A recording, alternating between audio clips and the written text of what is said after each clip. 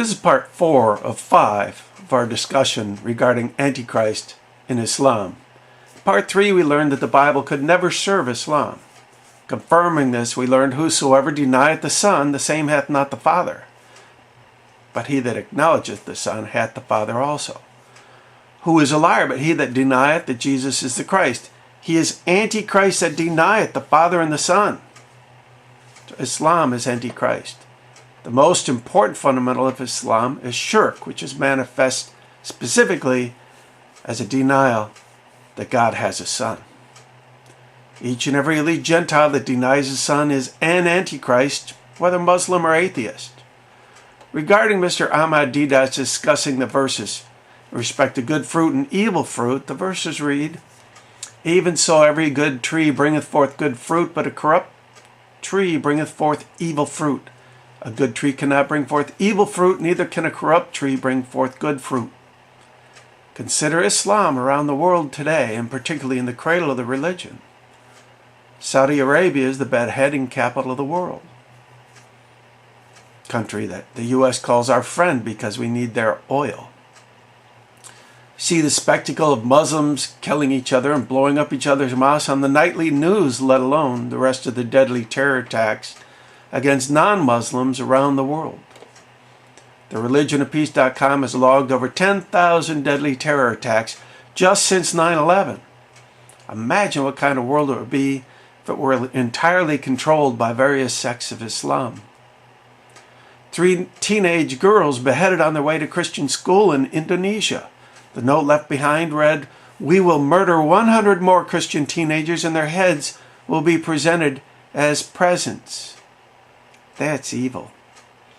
From Mr. Deedat's video, it seemed that shortcomings and black sheep is how he might excuse away 2 million slain in the Sudan alone. A religion of peace? From the Hadith, Jews will hide behind a rockin' tree, and the rockin' tree will say, "O servant of Allah, O Muslim, there is a Jew behind me, come and kill him." Killing so-called unbelievers is prescribed by the Quran. In Surah 8:12 we read, "I will instill terror into the hearts of the unbelievers. Smite ye above their necks, and smite all their fingertips off them." As for Mr. Deedat's spurious claim that Mussolini and Hitler were Christians, their actions were the exact opposite of the life of Jesus Christ and the teachings of the New Testament. In fact, the Satanist Madame Blavatsky's book was found in Hitler's nightstand.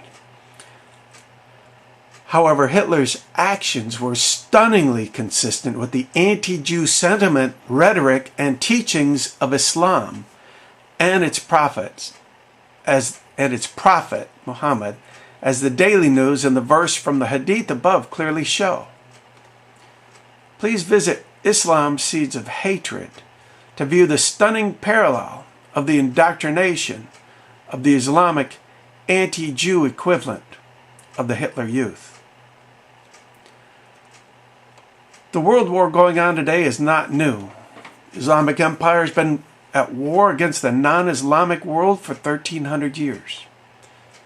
The Islamic Second Jihad is the image of the first jihad, which was wounded in the Battle of Tours, France, and later healed by Western wealth transfer.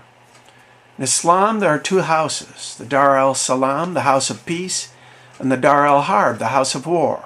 If you're a Muslim, you're in the Dar al-Salam. But if you're any other faith, you're an infidel in the Dar al-Harb, and Islam is at war against you.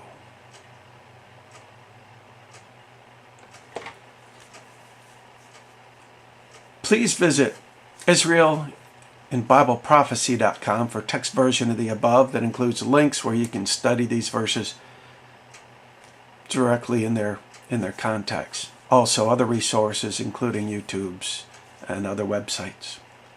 Please also visit BeholdTheBeast.com for an in-depth discussion of Islam and Israel in prophecy, confirmed mathematically. In Matthew 6:7 we learn, "But when ye pray, use not vain repetitions as the heathen do, for they think that they shall be heard for their much speaking.